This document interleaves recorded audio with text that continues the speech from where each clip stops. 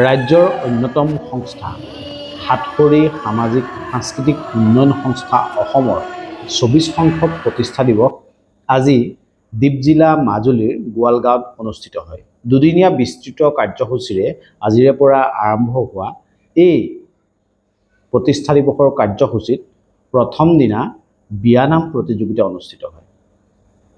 এই বিয়ানাম প্ৰতিযোগিতাত প্ৰথম স্থান দখল কৰে ৰাওনা গাঁৱৰ প্ৰগতি বিয়ানাম দলে। আজি মুকলি সভাত অৰ্থাৎ কালিলৈ মুকলি সভাত মাজুলীৰ বিশিষ্ট কণ্ঠশিল্পী বিষ্ণু দাসক প্ৰদান কৰিব ডক্টৰ বীণা পাত্ৰ সাতসৰী সংগীত সাধনা বঁটা। অসমৰ অগ্ৰণী এই সংগঠনটোৱে ২৪ সংখ্যক প্ৰতিষ্ঠা দিৱস মাজুলীৰ গোৱালগাঁৱত অনুষ্ঠিত কৰিছে। দুদিনীয়া কাৰ্যসূচীৰে আয়োজন হৈছে।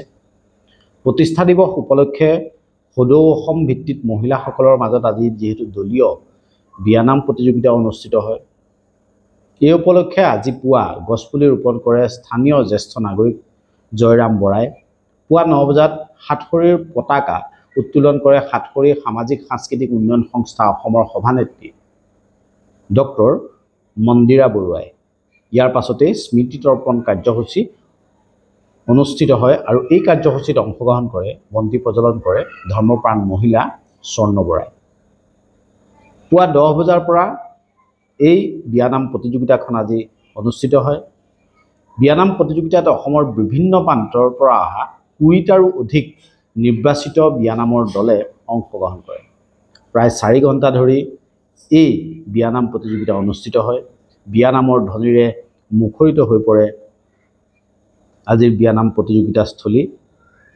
এই বিয়ানাম প্ৰতিযোগিতাত দ্বিতীয় স্থান লাভ কৰে ওপৰ কাটনি মহিলা সমিতি। তৃতীয় স্থান লাভ কৰে যুটীয়াভাৱে লাভ কৰিছে পহুমৰা বিয়ানাম দল আৰু বেবেজীয়াৰ সম্প্ৰীতি আয়তীৰ দলে।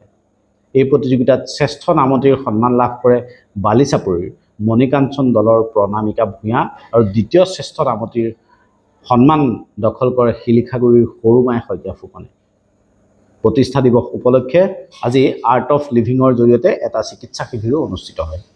এই চিকিৎসা শিবিৰত আয়ুৰ্বেদিক চিকিৎসক doctor Ditimoni Goswami, art of লিভিঙৰ প্ৰশিক্ষক লয় মধুকল্য আৰু মুন্মী শৰ্মাই অংশগ্ৰহণ কৰে। এই প্ৰতিষ্ঠা দিৱস উপলক্ষে সন্ধিয়া বন্তি প্ৰজ্বলন কাৰ্যসূচী অনুষ্ঠিত হয়। নমস্কাৰ।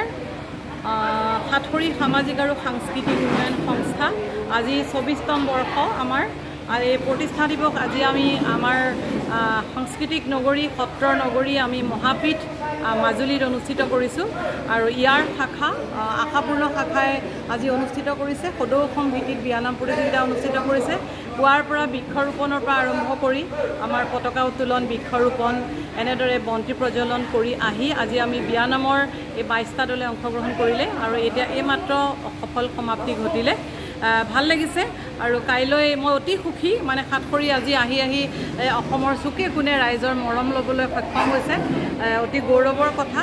যা হওক কাইলৈ আমাৰ মূল সভা আছে, তাত বিশেষকৈ মানে ভাল লাগি আছে আমাৰ অসমৰ এজন লোকশিল্পী বিষ্ণু দাস ডাঙৰীয়াক আমি ডক্টৰ বীণা পাত্ৰ সোঁৱৰণী আমি সংগীত সাধনা বঁটা প্ৰদান কৰিম আৰু সেইটো এটা আমাৰ গৌৰৱৰ বিষয়। আৰু এখন আমি সাতসৰীয়ে প্ৰথমবাৰৰ কাৰণে শিশু আলোচনী আৰম্ভ কৰিছোঁ সাতসৰী শিশু সম্ভাৰ নামেৰে।